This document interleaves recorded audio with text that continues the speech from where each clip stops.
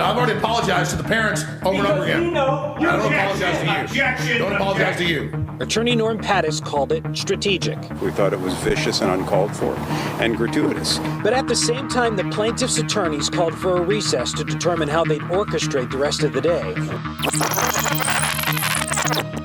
You think I could book that for like the weekend of the 14th when the soundtrack comes out? If so, bump somebody. All right, thanks. I love you, man. Bye.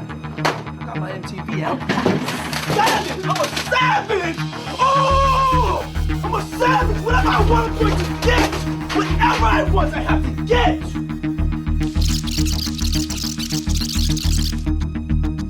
And you're confident on these cases. You don't think you're going to be behind a defendant table throughout the entire campaign, crippled and unable to campaign? You know, if I am, it's going to show what a fake deal it all is. It's all fake. It's all just fake stuff. Do you want it televised? In order to interfere with the election. This was election interference at the highest level. One person responsible for this nightmare, and he's acknowledged and he brags about it, Donald Trump. Chief White House correspondent Mary Bruce traveled with the president. Good morning, Mary.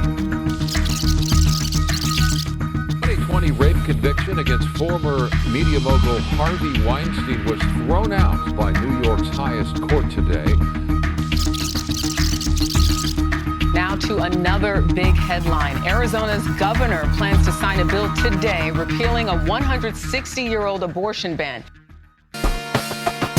Ladies and gentlemen, welcome to the Patriot News Hour with your host, Joshua Kapila, the independent with conservative values, fighting the liberals, protecting the homeland from terrorists, domestic and foreign. Ladies and gentlemen, we're not going to stop. We're not going to stop. We're going to tell the truth. They want to suppress the information.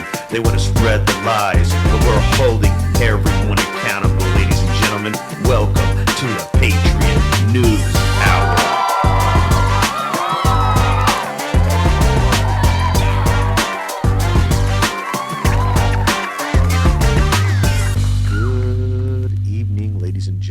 This is Joshua Kapila, your host on the Patriot News Radio. There's so much to talk about.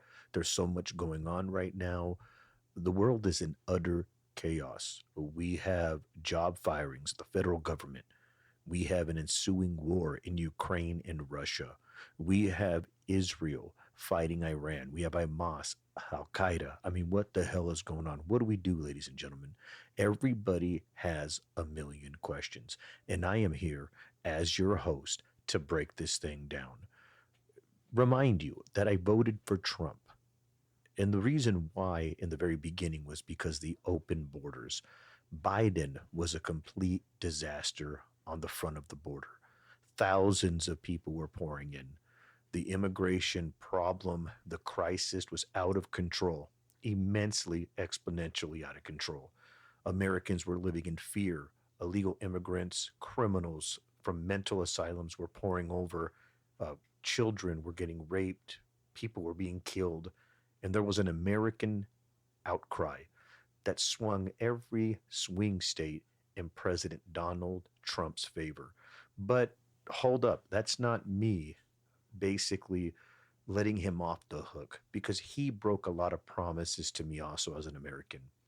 Number one, that I'm really disappointed is President Trump has just done a mass sweep of everyone, these illegal immigrants, hardworking individuals that have established roots. A lot of them came over here recently. Millions have been here for years. And I don't agree with that. I was talking to a couple friends last week and I said, he lied to me. They didn't really know what to say. They were quite astonished, but he did lie to me. And I voted for him. And I remember when a politician lies to me. And I ask that you do the same. Remember, hold them accountable. Once you become so beholden to the right or so beholden to the left, it's inevitable that you will become brainwashed and you do not redress your grievances with the government. So I urge all of you to hold your politician accountable. We're American. You have the right to vote for a Democrat. You have a right to vote for a Republican. We live in the greatest country in the world, and our democracy is teetering on the edge for many different reasons. And I want to get into the situation about Donald Trump and what he's doing to immigration, with immigration. There are those that say Mr. Trump is federalizing the National Guard, and a judge just knocked him back and said, hold up a minute. We have to give control and authority back to Newsom. And I'm not a fan of Newsom at all for many reasons. The fires, the liberal policies, the destruction of the nuclear family, I believe is an absolute disaster in my mind. But Trump, on the other hand, is a disaster in so many ways too. And I'm going to be honest with you, my audience. There are Republicans in office that do great things. There are Republicans in office that do terrible things. Same with the Democrats. There are Democrats in office that do great things. There are some that do terrible things. But I want to highlight a situation where Donald Trump deported a little girl that had brain cancer, and she was an American, and one or two of her parents were illegal immigrants. So you're doing these massive sweeps at Home Depot. You're doing these massive sweeps at car washes, at restaurants, these jobs that Americans really don't want to work, maybe some teenagers here and there. But what is happening? It's almost like Gestapo tactics we're looking at. Remember, I voted for him, but I am not happy that he lied to me. But then again, Clinton lied, Obama lied, Bush lied. Everyone lies, but that's politics, right? You bend the truth as long as it doesn't break. Well, a lie is breaking and bending under the truth right now, ladies and gentlemen. We're going to touch on a lot of topics, from immigration to Iran to Israel to federal jobs being lost. But first, I want to touch on the immigration policy. So, ladies and gentlemen, I have one question. Are you ready?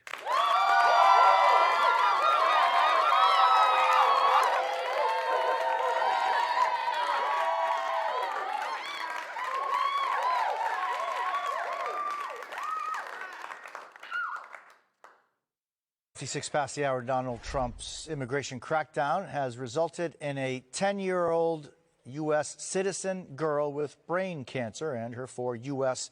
citizen siblings all deported with their undocumented parents when they were on their way to an emergency medical appointment. Joining us now is NBC News reporter Nicole Acevedo. Nicole, what happened here?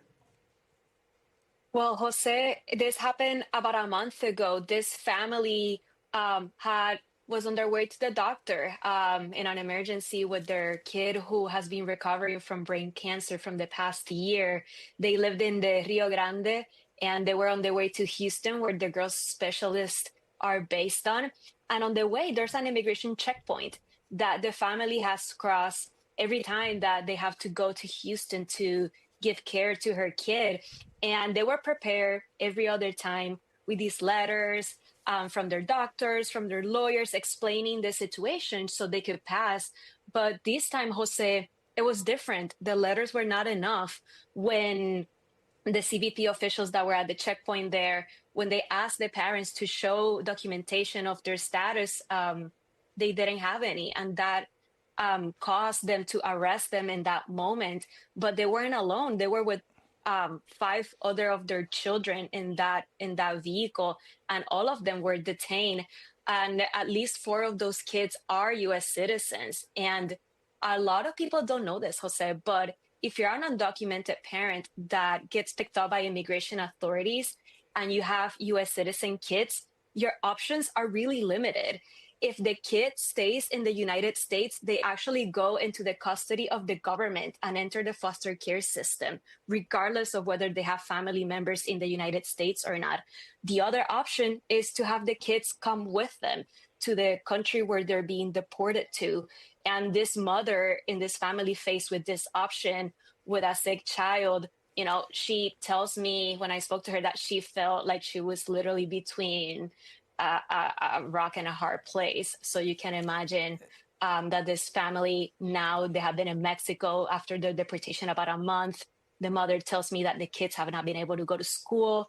Her kids have not been able to get the healthcare they need, especially this little girl, to make sure that her recovery cancer continues in the right track. And Nicole, the Texas Civil Rights Project says the parents did not have any criminal history once they crossed the border. Yeah, that's what they are telling me. Their lawyer who's representing them in the organization tells me, hey, these people, the only thing they didn't have were their documentation. Nicole Acevedo, thank you very much. Ladies and gentlemen, this is not a good situation what's happening right now. You have a child that's literally taken out of treatment, sent back to Mexico, or taken away by the U.S. government. Now, this is what I did not sign up for. This is wrong. This is anti-American. This is not right. I am all for abiding by the laws and enforcing immigration policy. But when you make a backdoor deal for tens of years, for a decade or two, a generation or two, and then you blame those that you come over to do the slave labor for us as Americans and blame them and then act like they're the enemy. This is absolutely 100% ridiculous. Raiding Home Depots, stopping families at checkpoints, breaking them up. And Kristi Noem and Donald Trump can stop this at once. They can enforce the policy and say, if these individuals have not committed a crime, let them go. If they have American children, let them go. And focus on the criminals, the rapists, the kidnappers, the individuals that are being released from mental institutions, and then send them to El Salvador under the CCOT prisons, ladies and gentlemen. This is not good. This is not right. This is actually anti-American. And Trump broke the promise. And it amazes me how people have selective memory. They tend to choose to forget willingly about what Trump said, about what any politician says. And that's why me, ladies and gentlemen, I am an independent with conservative values. I hold on to what's fast and good, and that is God. That's Christ, my Savior, and that is the Bible. So right now, I want to pan over to another clip, and I want you to hear what Donald Trump promised you and me about immigration policy. Ladies and gentlemen, are you ready? Of the president-elect, Mr. Trump vowed to make immediate and sweeping changes after he takes office on January 20th. In his first post-election interview with Meet the Press moderator Kristen Welker, he spoke about inflation, January 6 pardons, and also immigration. Is it your plan to deport everyone who is here illegally over the next 4 years? Well, I think you have to do it, and it's a very tough thing to do. But you have to have, you have rules, regulations, laws. They came in illegally. The people that have been treated very unfairly are the people that have been online for 10 years to come into the country. And we're going to make it very easy for people to come in terms of they have to pass the test. The president-elect says the mass deportations could possibly include the American citizen family members of those deported. He is open to working with Democrats on a legislative way to keep dreamers in the United States. Staying on the topic of immigration, you've said that you're going to carry out, quote, the largest domestic deportation operation in American history, unquote. Does that mean that you will deport every undocumented immigrant in America, including those who have jobs, including those whose spouses are citizens, and including those who have lived here for decades? And if so, how will you do it? Just 1 second. He said we killed 3 people. The people we killed are al-Baghdadi and Soleimani, the 2 greatest terrorists, biggest terrorists anywhere in the world, and it had a huge impact on everything, not just border, on everything. He's the one that killed people with the bad water, including hundreds of thousands of people dying, and also killing our citizens when they come in. We are living right now in a rat's nest. They're killing our people in New York, in California, in every state in the union, because we don't have borders anymore. Every state is now a border. And because of his ridiculous, insane, and very stupid policies, people are coming in and they're killing our citizens at a level that we've never seen. We call it migrant crime. I call it Biden migrant crime. They're killing our citizens at a level that we've never seen before. And you're reading it like these 3 incredible young girls over the last few days. One of them, I just spoke to the mother, and they just had the funeral for this girl, 12 years old. This is horrible what's taken place. What's taken place in our country, we're literally an uncivilized country now. He doesn't want it to be. He just doesn't know. He opened the borders. Nobody's ever seen anything like. And we have to get a lot of these people out, and we have to get them out fast because they're going to destroy our country. Just take a look at where they're living. They're living in luxury hotels in New York City and other places. Our veterans are on the street. They're dying because he doesn't care about our veterans. He doesn't care. He doesn't like the military at all, and he doesn't care about our veterans. Nobody been worse. I had the highest approval rating for veterans taking care of the VA. He has the worst. He's gotten rid of all the things that I approved, choice that I got through Congress, all of the different things I approved, they abandoned. We had by far the highest, and now it's down in less than half because he's done all these great things that we did, and I think he did it just because I approved it, which is crazy. But he has killed so many people at our border by allowing all of these people to come in. And it's a very sad day. Look, ladies and gentlemen, you don't want to go too far to the right. You're talking about deporting tens of millions of people, 12 to 24 to 25 million people. Can you imagine the time and the resources you would have to spend to alienate these individuals? But that's not the worst of it. The worst of it is the very thing you're trying to legislate against as far as, or for, I should say, is locking pedophiles up, criminals up, individuals that are child sex trafficking. You're going to round thousands and millions of people up, mass deportation, and drop them into the criminal element known as Mexico with all the gangs, the cartels, the MS-13s, and it's going to be a pedophiles field day. What I mean by that is you're going to take Americanized individuals by the millions and then drop them off with no sense of culture and what to do and how to survive. That is the most inhumane thing possible. But we made the deal, not me, but the politicians did, not you, but the politicians did, to use slave labor to build this country and then to turn around and act like these families are the enemy when a lot of the children are American born, covered by the Constitution, birthright citizenship. And then you want to go back and say, well, we'll let the dreamers stay. Well, how are they going to stay when you're destroying and tearing the family apart and at the same time saying, I'm a Christian? That's not what I voted for. I voted for immigration enforcement, ladies and gentlemen, and this is wrong. You go too far to the left, you destroy the country. You go too far to the right, you destroy the country. And that is why I am an independent with conservative values. The problem is our nation has chosen a side. And our nation, our population has become supremely blinded by the word immigration and illegal immigration. We need to fix this. They are human beings. They have families, and it could have happened to any one of us. We left our border in. We used individuals to work in hotels, grocery stores, car washes to pick our food and vegetables, our hotels that we go and stay at. So to turn around and vehemently villainize individuals and call them evil and to threaten mass deportation and enact it is an abomination in my mind. But ladies and gentlemen, we're digressing. Let's get to the news on Iran and then we'll add some commentary. So ladies and gentlemen, are you ready?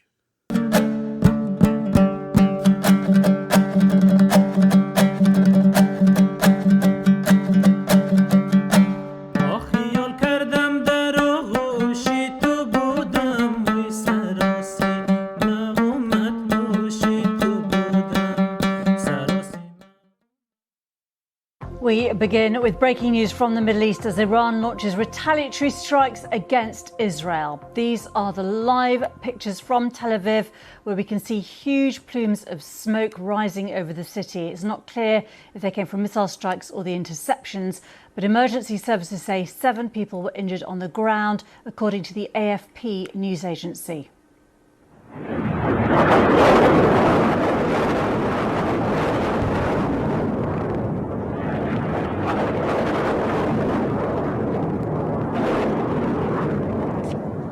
This is how it looked about an hour ago, with air defence systems intercepting missiles above Tel Aviv.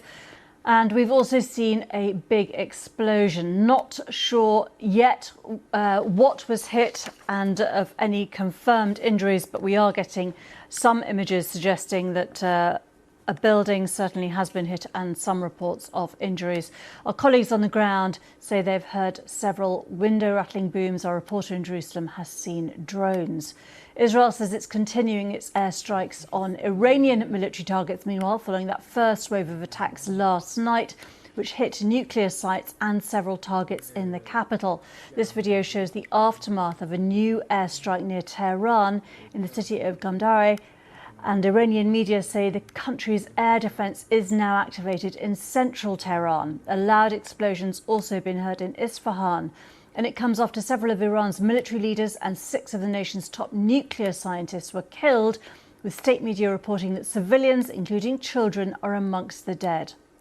Iran's airspace has been closed indefinitely, forcing hundreds of flights to take longer routes around the conflict zone. And in the last couple of hours, Russia's leader, President Putin, has spoken to both the Iranian president and the Israeli prime minister, condemning the Israeli strikes and offering mediation between the countries. Well, let me just show you also live pictures from New York, because the UN Security Council is about to start an emergency meeting to discuss the situation. We'll bring that to you live. The Iranian foreign minister has said that Israel has crossed every red line and the international community must not let these crimes go unpunished. Ione Wells, our correspondent, is in Jerusalem. Ione, just bring us up to date with what we know is happening in Israel with these strikes continuing. That's right. In the last couple of moments, Iran's state media and the Iranian Revolutionary Guard have confirmed that Iran is indeed trying to strike targets in Israel. They have said that they are launching the 3rd round of missile retaliatory strikes on Israel. So that explains why we have seen images of drones, of explosions, both here in Jerusalem but also in Tel Aviv as well. Now, just earlier this evening, from where I'm standing, I could see a couple of drones flying through the sky here, some of which seem to end in what were quite big explosions. We heard bangs, we heard a sort of low rumbling noise echoing throughout the city, which has been something that our colleagues in Tel Aviv have been reporting as well. Now, as you touched on, it's not clear whether these explosions are the sounds of missiles hitting the ground or hitting targets here in Israel, or whether they are the sound of them being intercepted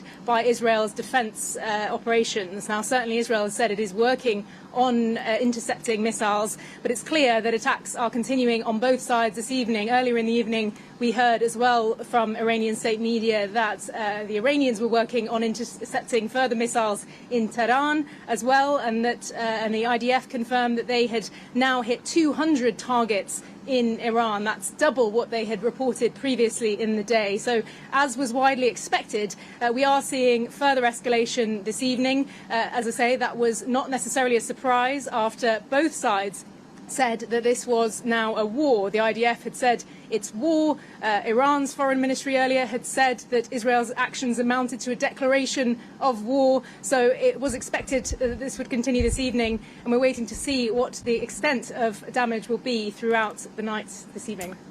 Ladies and gentlemen, there is so much going on. And I want to read an article from June 13, 2025, and it's called 5 Key Reasons Behind Israel's Defensive Strike on Iran's Imminent Nuclear Threat. Israel's precise preemptive strike on Iranian nuclear and military targets, named Operation Rising Lion, is a decisive response to the escalating and imminent threat posed by the Iranian regime's nuclear weapons ambition and regional aggression. After years of failed diplomacy, Iran has repeatedly defied international warnings, rapidly expanding uranium enrichment, and made alarming progress towards developing a nuclear weapon, all while repeatedly calling for Israel's annihilation, coupled with direct missile and drone attacks on Israel in 2024 and the widening reach of Iran's terror network. These actions left Israel with no choice but to act to protect citizens and prevent a nuclear-armed Iran. We have to understand something, ladies and gentlemen. If Iran becomes a nuclear nation, they will put these nuclear warheads on the ICBMs and they will fire them off, destroying possibly America, Israel, causing a nuclear holocaust, a nuclear winter, and nobody will survive this when it happens.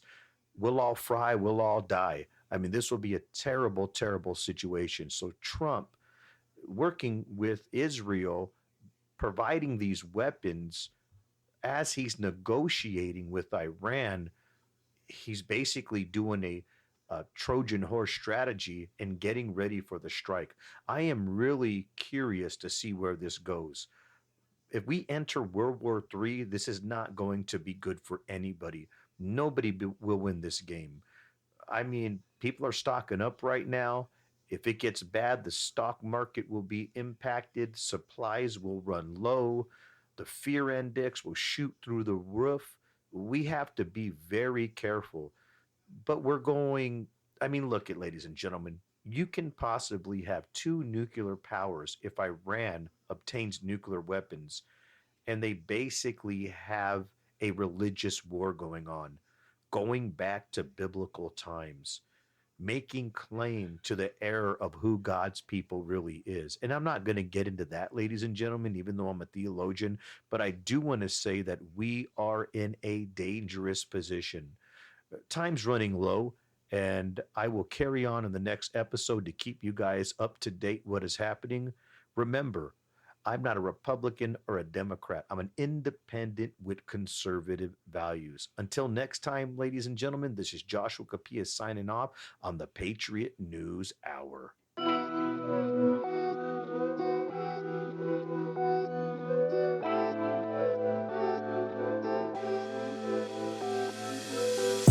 I've been making moves and they hard to tell. Acting, yeah, I did it, I don't kiss and tell. Any nigga hating, I'ma wish him well. Got it out the mud, but I never dwelled up. If she ran away, I don't want it back.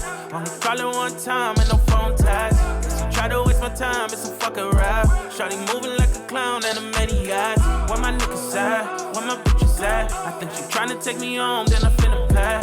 I let Shawty do the chief and I just need a glass. I'm just tryna keep a balance like my zodiac. All the old friends, turn to new friends. But they wasn't day one tryna sneak in. But they wasn't day one tryna creep in. But they wasn't day one tryna sneak in. All the old friends, turn to new friends. But they wasn't day one tryna sneak in. But they wasn't day one tryna creep in. But they wasn't day one tryna sneak in. J1 for me. I need Benji, man, ain't enough for me. I don't need no new friends, got enough for them. They be trying to settle in, but I'm tough on them. I can see the moves cause they be sneaking. I don't answer calls when I'm in a meeting. Please don't hit my line when you feeling needy. Say you down bad, but I don't believe it. Where was niggas at when I was down? I looked around and no one was around. I came up quick and this is what I found. Your biggest hater probably from your town. All the old friends, turn to new friends. But they wasn't day one tryna sneak in. But they wasn't day one tryna creep in. But they wasn't day one tryna sneak in. All the old friends, turn to new friends. But they wasn't day one tryna sneak in. But they wasn't day one tryna creep in. But they wasn't day one tryna sneak in. All the old friends, turn to new friends. But they wasn't day one tryna sneak in. But they wasn't day one tryna creep in. But they wasn't day one tryna sneak in. All the old friends, turn to new friends. But they wasn't day one tryna sneak in. But they wasn't day one tryna creep in. But they wasn't day one tryna sneak in.